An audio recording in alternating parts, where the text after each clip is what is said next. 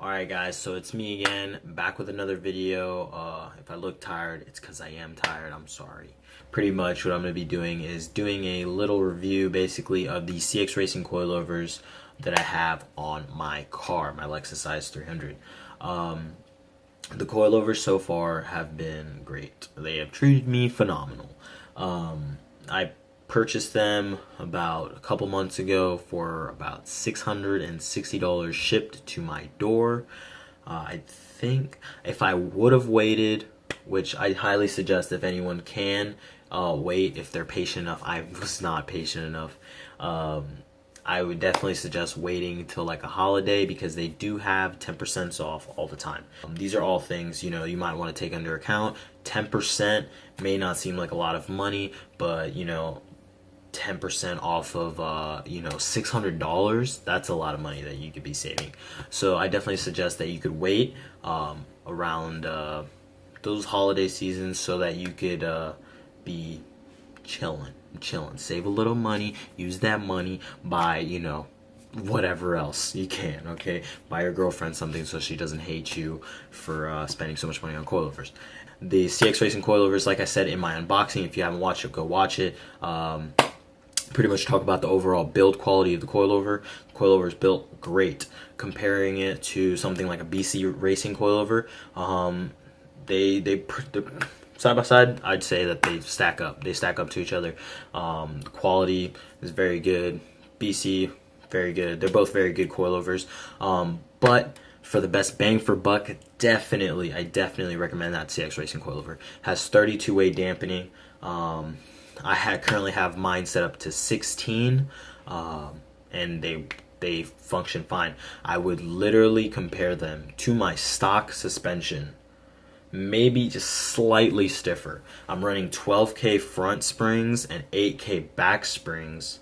At first, I thought that they were going to be a little soft, only because from what I've seen around, a lot of people use like 14K fronts, 10K backs, and stuff like that. But 12K fronts, 8K backs have been working phenomenal for me for daily driving.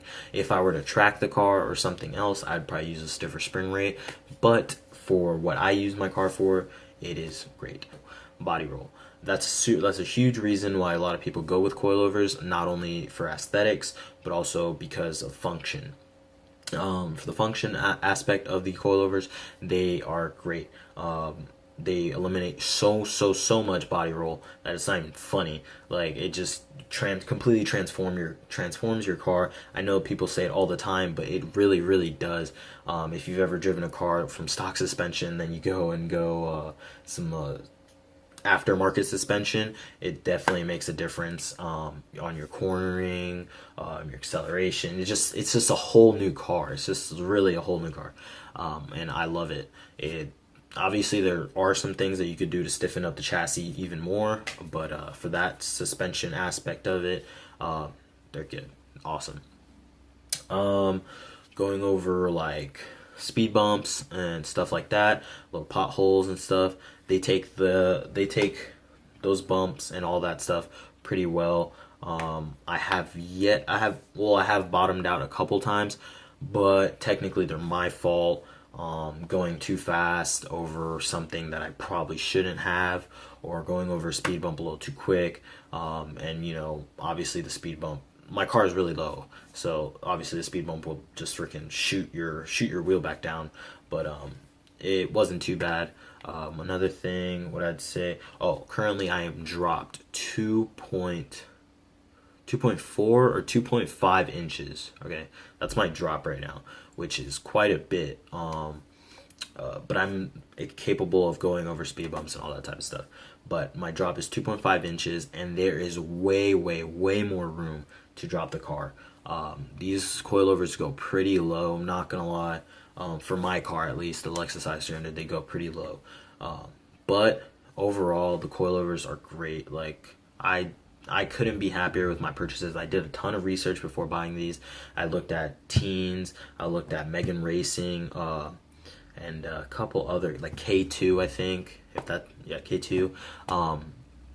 Those type of companies that were in my ballpark for coilovers. You know, I was looking for something from, you know, I even looked at, actually Raceland didn't make the coilovers for the IS300, but the day I purchased the CX Racing coilovers, I went on Instagram, and one of those sponsored ads actually shot me up, and it said IS300, brand new IS300 coilovers from Raceland. So they had just introduced them back when I purchased those CX Racing coilovers. But I'm super glad that I just went with the CX Racing, because I heard that Racelands were pretty stiff coilovers, and there's no adjustability, and also you can't go all that low. So I'm glad that I went with the CX Racing. They're great coilovers, and I highly recommend them. And I'll probably show some in the car footage so you guys can see that the ride quality of these coilovers is indeed very good. So we'll go on to that. So this is going to be one of the bumpiest bridges that I go over on a daily basis to get to work, and we'll see how the suspension handles it.